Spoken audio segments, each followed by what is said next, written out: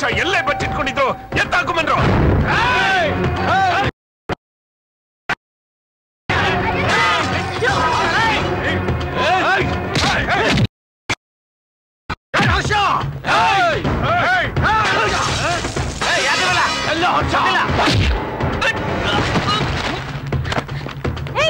ಯಾರು ನೀವಲ್ಲ? ಎಲ್ಲಿ ಹರ್ಷ? ಹೊರಗಡೆ ಹೋಗಿದ್ದಾನೆ. ಎಲ್ಲಿ ಹರ್ಷ? ಯಾರು ನೀವೆಲ್ಲ? ಹರ್ಷ ಇಲ್ಲಿ ಗೊತ್ತಿಲ್ಲ.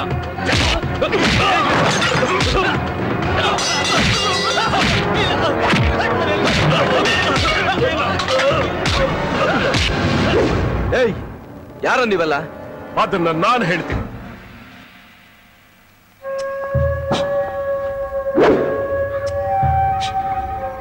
ಅದಕ್ಕೂ ಮುಂಚೆ ನಿನ್ನ ತಮ್ಮ ಹರ್ಷನ್ ಕರಿ. ಅವನಿನ್ನೂ ಬಂದಿಲ್ಲ. ದೊಡ್ಡವ್ರು ಕಣ್ ತಪ್ಪಿಸಿ ಓಡ್ ಹೋದವರು ಬರೋದು ಇಲ್ಲ. ಒಂದು ಹುಡುಗಿ ಲೇಟ್ ಆಗಿ ಬಂದಿದ್ದಾಳೆ ಅಂದ್ರೆ ದಾರಿ ತಪ್ಪಿದಾಳೆ ಅಂತ ಹೇಳ್ತಾರೆ. ಅದೇ ಒಂದು ಹುಡುಗ ಲೇಟ್ ಆಗಿ ಬಂದ್ರೆ ಯಾರನ್ನೋ ದಾರಿ ತಪ್ಪಿಸ್ತಾ ಇದ್ದಾನೆ ಅಂತ ಅರ್ಥ. ಯಾವ ಹುಡುಗಿನ ನಿನ್ನ ತಮ್ಮ ದಾರಿ ತಪ್ಪಿಸ್ತಾ ಇದ್ದಾನೋ ಆ ಹುಡುಗಿ ಅಪ್ಪನೇ ನಾನು.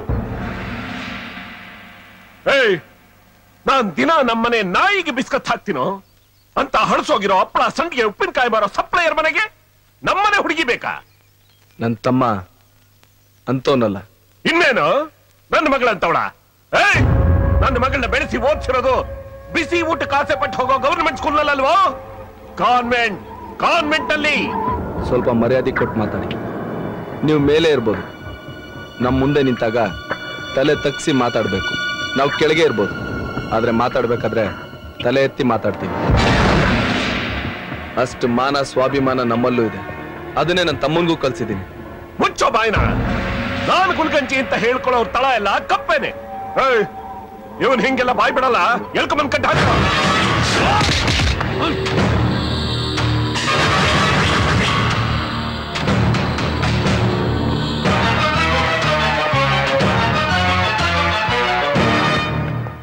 ನೋಡಿ, ನೀವ್ ಆತ್ರ ಪಡ್ತಾ ಇದ್ರ.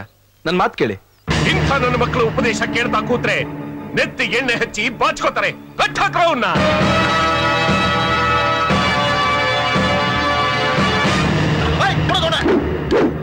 ತಮ್ಮನ ಕಂಡ್ರೆ ಬಹಳ ಪ್ರೀತಿ ಅಲ್ವಾ? ಇಲ್ಲಿ ನಿನಗೆ ಹೊಡೆಯೋ ಒಂದೊಂದು ಏಟ್ಕು ಅಲ್ಲಿ ಅವನ ಕರಳು ಚುರುಕ್ ಅನ್ಬೇಕು. ಅವಳನ್ನ ಅಲ್ಲೇ ಬಿಟ್ಟು ಅವನು ಇಲ್ಲಿ ಓಡ್ ಬರ್ಬೇಕು. ಪಾರ್ಸೋ ಅವನಿಗೆ.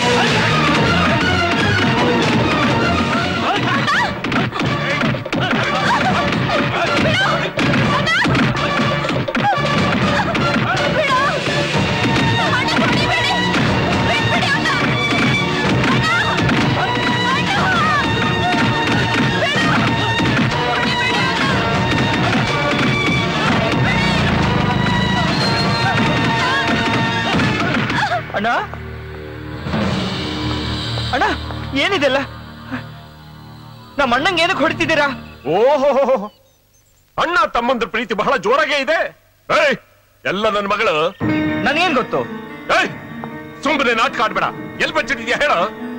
ಹೇಳಲಿಲ್ಲ ಅಂದ್ರೆ ಮಗನೇ ಅವನ ಪಕ್ಕದಲ್ಲೇ ನಿನ್ಗೂ ಒಂದು ಕಂಪ ನಡೆಸ್ತೀನಿ. ಸತ್ರೆ ಅದನ್ನೇ ಬಂದ್ ಮಾಡಿ ಕಳಿಸ್ತೀನಿ. ಎಲ್ಲಿದ್ದಾಳೆ ನನ್ನ ಮಗಳು? ನನಗ್ ಗೊತ್ತಿಲ್ಲ. ಏಯ್, ಕಟ್ ಹಾಕ್ರ ಅವನ್ನ. ಅವನ ಮೈ ಮೇಲೆ ಒಂದೇಟು ಬಿದ್ರು ನೀನು ಮಾತ್ರ ಉಳಿಯಲ್ಲ. ಕಟ್ ಹಾಕ್ರ.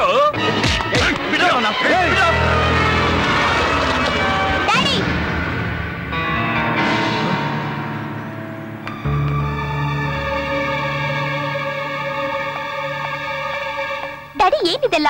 ನಿನ್ನ ಎಳ್ಕೊಂಡು ಹೋಗೋದಕ್ಕೆ ಪ್ರಯತ್ನ ಪಟ್ನಲ್ಲ, ಅದಕ್ಕೆ ಬುದ್ಧಿ ಕಲಿಸ್ತಾ ಇದ್ದೀನಿ. ಹಾಗಂತ ಯಾರು ಹೇಳಿದ್ರು? ಮತ್ತೆ ಕಾಲೇಜಿಂದ ಬರೋಕೆ ಯಾಕೆ ಲೇಟ್ ಆಯ್ತು? ಲೈಬ್ರರಿಯಿಂದ ಬುಕ್ ಎಕ್ಸ್ಚೇಂಜ್ ಮಾಡ್ಕೊಂಡ್ ಬರುವಾಗ ಕರೆಂಟ್ ಹೋಗಿ ಲಿಫ್ಟ್ ಅಲ್ಲಿ ಸಿಕ್ಕಾಕೊಂಡ್ಬಿಟ್ಟೆ. ಅದಕ್ಕೆ ಲೇಟ್ ಆಯ್ತು. ಇಷ್ಟು ಚಿಕ್ಕ ವಿಷಯಕ್ಕೆ ಇಷ್ಟೊಂದು ರಾದಂತ ಮಾಡೋದಾ?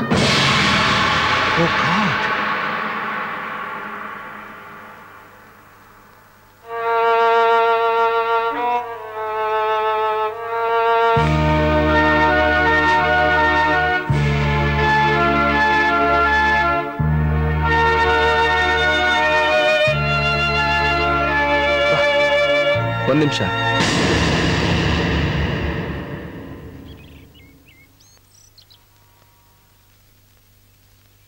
ತಪ್ಪು ನಡಿಬಾರ್ದು ಅನ್ನೋ ಒಂದೇ ಒಂದು ಕಾರಣಕ್ಕೆ ತಲೆ ತಗ್ಗಿಸ್ಕೊಂಡು ಸುಮ್ಮನೆ ನಿಂತಿದ್ದೆ. ಇಲ್ಲ ಅಂದ್ರೆ ಇಲ್ಲಿಂದ ಒಂದ್ ತಲೆನೂ ವಾಪಸ್ ಹೋಗ್ತಾ ಇರ್ಲಿಲ್ಲ. ನನ್ನ ಮೈ ಮೇಲಾಗಿರೋ ಗಾಯಕ್ಕೆ ಔಷಧಿ ಹಚ್ಕೊಂಡ್ರೆ ಮಾಗೋಗುತ್ತೆ. ಆದ್ರೆ ನಿಮ್ ಮಗಳಿಗೆ ಓಡೋದೋಳನ ಪಟ್ಟ ಕಟ್ಟಿ ಅವಳ ಮನ್ಸ್ ಮೇಲೆ ಗಾಯ ಮಾಡಿದಿರಲ್ಲ, ಅದಕ್ಕೇನ್ ಮಾಡ್ತೀರಾ?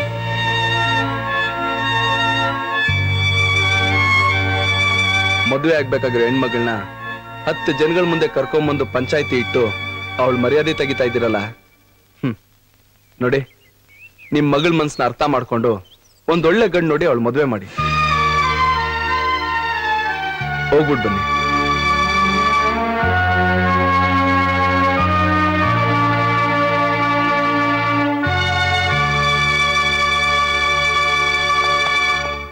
ಅಣ್ಣ, ಅವಳು ನಮ್ಮ ಕಾಲೇಜಲ್ಲಿ ಓದ್ತಿರೋ ಹುಡುಗಿ. ನನಗೂ ಅವಳಿಗೂ ಸ್ನೇಹ ಇರೋದು ನಿಜ.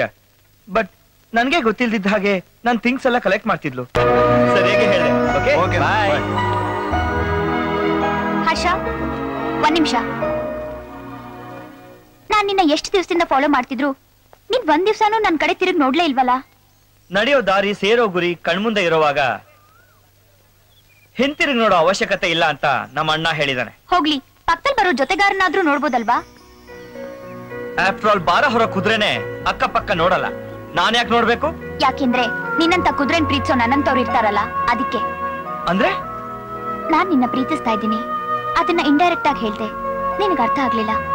ಅದಕ್ಕೆ ನಾಚಿಕೆ ಬಿಟ್ಟು ಹೇಳ್ತಾ ಇದ್ದೀನಿ. ಐ ಲವ್ ಯು ಹರ್ಷ. ನಾನ್ ನಮ್ಮ ಅಣ್ಣನೊಂದು ಮಾತು ಕೇಳ್ಬೇಕು. ಅಯ್ಯೋ, ಇದ್ ನಮ್ ಸ್ವಂತ ವಿಷಯ. ನನಗೆ ನಮ್ಮ ಅಣ್ಣನೇ ಸ್ವಂತ. ನಾನ್ ನಿನ್ನ ಪ್ರೀತಿಸ್ತಾ ಇದ್ದೀನಿ. ನಾನ್ ನಮ್ಮ ಅಣ್ಣನ್ ಪೂಜಿಸ್ತಾ ಇದ್ದೀನಿ. ಏನ್ ಕೇಳಿದ್ರು ಅಣ್ಣ ಅಣ್ಣ ಅಂತ್ಯಲ್ಲ, ಅಂತದೇನಿದೆ ಅವರಲ್ಲಿ? ಪ್ರತಿಯೊಬ್ಬರ ಜೀವನದಲ್ಲೂ ಪಂಚಭೂತಗಳು ತುಂಬಿಕೊಂಡಿರ್ತವೆ. ನನ್ನ ಜೀವನದಲ್ಲಿ ಬೆಳಿಗ್ಗೆ ಏಳೋದ್ರಿಂದ ರಾತ್ರಿ ಮಲಗೋವರೆಗೂ ನಮ್ಮ ಅಣ್ಣನೇ ತುಂಬಿಕೊಂಡಿದ್ದಾನೆ. ಅಕಸ್ಮಾತ್ ಅವ್ರು ನಮ್ ಪ್ರೀತಿ ಒಪ್ದೆ ಬಿಡು ಅಂದ್ರೆ? ಪ್ರಾಣ ಬಿಡು ಅಂದ್ರೂ ಬಿಡ್ತೀನಿ. ಇನ್ ಈ ಪ್ರೀತಿ ಯಾವ ಮಹಾ.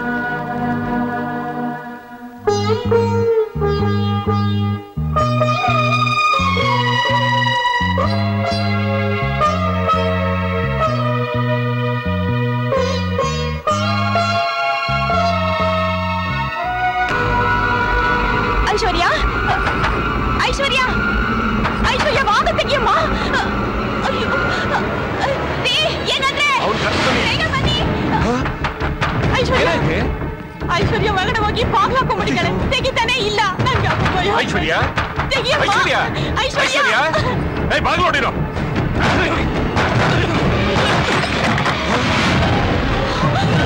ಐಶ್ವರ್ಯ, ಐಶ್ವರ್ಯ,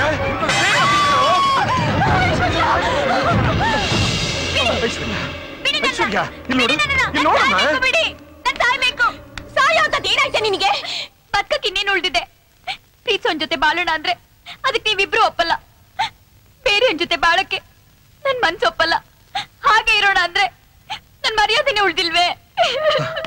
ಐಶ್ವರ್ಯ, ನಿನ್ ಮರ್ಯಾದೆಗೆ ಏನಾಯ್ತು? ನೀನ್ ನನ್ ಮಗಳಮ್ಮ. ಈಗ ಮಗಳು ಅನ್ನೋರು ನನ್ ಮಗಳು ಓಡೋಗಿದ್ದಾಳೆ ಅಂತ ಊರವ್ರ ಮುಂದೆ ಹೇಳುವಾಗ ಅವಳ ಮರ್ಯಾದೆ ಏನಾಗತ್ತೆ? ಈ ಸಮಾಜ ಏನನ್ನತ್ತೆ ಅಂತ ಸ್ವಲ್ಪನಾದ್ರೂ ಯೋಚನೆ ಮಾಡಿದ್ದೀರಾ? ನಾಳೆ ನೀವ್ ಯಾರಿಗೆ ಮದ್ವೆ ಮಾಡ್ಕೊಟ್ರು ಕಟ್ಕೊಂಡವನು ಓಡ್ ಹೋದವಳನ್ನ ಕಟ್ಕೊಂಡೆ ಅಂತ ನನ್ನ ಜೀವನ ಪೂರ್ತಿ ಹಂಗಿಸ್ತಾನೆ ಇರ್ತಾನೆ. ಆ ಮಾತನ್ನ ಕೇಳ್ಕೊಂಡ್ ಬದುಕಿರೋ ಬದ್ಲು ನೀನ್ ಹಾಕೊಂಡ್ ಸಾಯೋದು ಒಳ್ಳೇದಲ್ವಪ್ಪ?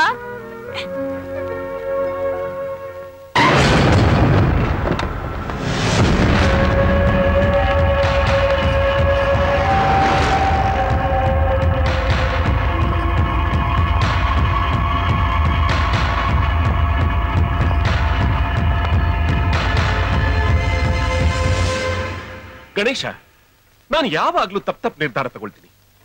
ಒಬ್ಬ ತಂದೆ ಸ್ಥಾನದಲ್ಲಿ ನಿಂತ್ಕೊಂಡು ನಾನು ಒಂದು ನಿಮಿಷ ನನ್ನ ಮಗಳ ಬಗ್ಗೆ ಯೋಚನೆ ಮಾಡಲಿಲ್ಲ. ಆದ್ರೆ ನೀನು ಅವಳು ಮಾನದ ಬಗ್ಗೆ ಯೋಚನೆ ಮಾಡಿದೆ. ನಿನ್ನಂಥ ದೊಡ್ಡ ಮನುಷ್ಯನ ಮುಂದೆ ನಾನು ಸಂಪಾದನೆ ಮಾಡಿರೋ ಆಸ್ತಿ ಅಂತಸ್ತೆಲ್ಲ ವೇಸ್ಟ್.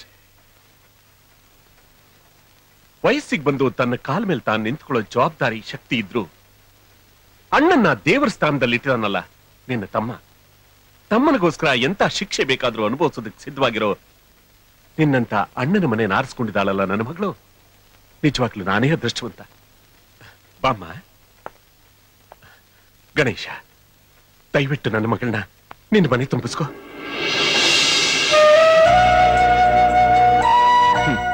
ಈ ಪ್ರಪಂಚದಲ್ಲಿ ಯಾರನ್ನೂ ಬೇರೆ ಮಾಡಕ್ಕಾಗಲ್ಲ. ಯಾರನ್ನೂ ಒಂದ್ ಮಾಡಕ್ಕಾಗಲ್ಲ. ಅವ್ರವ್ರಿಗೆ ಇಷ್ಟ ಬಂದಿದ್ದ ಜಾಗದಲ್ಲಿ ಅವ್ರವ್ರು ಇರ್ತಾರೆ. ಮಧ್ಯದಲ್ಲಿ ನಾವ್ ಯಾರು ಸರ್? ಇವಳು ನಿಮ್ ಮಗಳು. ನೀವ್ ಇಷ್ಟಪಟ್ಟು ಮದುವೆ ಮಾಡ್ಕೊಟ್ರೆ ನಮ್ಮ ಮನೆ ಸೊಸೆ ಆಗ್ತಾಳೆ. ನನ್ನಿಂದ ನಿನ್ಗೇನಾದ್ರೂ ಬೇಜಾರಾಗಿದ್ರೆ ನೀನೇನ್ ಶಿಕ್ಷೆ ಸರ್, ಒಬ್ಬರಿಗೆ ಶಿಕ್ಷೆ ಕೊಡೋಷ್ಟು ದೊಡ್ಡ ಮನುಷ್ಯ ನಾನಲ್ಲ ಸರ್. ಮೋಸ ಮಾಡಿದವನ ಹೆಸರನ್ನ ಮಕ್ಕಳಿಗಿಡ್ಬೇಕು ಅಂತ ದೊಡ್ಡವ್ರು ಹೇಳ್ತಾರೆ. ಅಂಥದ್ರಲ್ಲಿ ಮನಸ್ ಬದಲಾಯಿಸ್ಕೊಂಡು ಬಂದವ್ರನ್ನ ನಾನ್ ಒಪ್ಕೊಳ್ದೆ ಇದ್ರೆ ಮನುಷ್ಯನಾಗ್ಬಿಟ್ಟು ಏನ್ ಪ್ರಯೋಜನ ಹೇಳಿ? ಮನುಷ್ಯನಿಗೆ ಹಸುವಾದಾಗ ತಿನ್ನೋದಕ್ಕನ್ನ ಎಷ್ಟು ಮುಖ್ಯನೋ ಹಾಗೆ ಒಂದು ಸಂಸಾರಕ್ಕೆ ನಿನ್ನಂತ ಅಣ್ಣ ಅಷ್ಟೇ ಮುಖ್ಯ. ನನಗೆ ಈಗ ಸಮಾಧಾನ ಆಯ್ತು. ನಾನಿನ್ ಬರ್ತೀನಿ. ಮನೆಗ್ ಬಂದ್ ಬೀಗ್ರು ಊಟ ಮಾಡದೆ ಹೋಗೋದಾಗೆ? ಈಗ ಬೇಡ, ಇನ್ನೊಂದ್ಸಾರಿ ಬರ್ತೀನಿ. ಸರ್, ಬಿಸಿ ಊಟ ಆರೋಗ್ಯಕ್ಕೆ ಒಳ್ಳೇದು. ಬನ್ನಿ.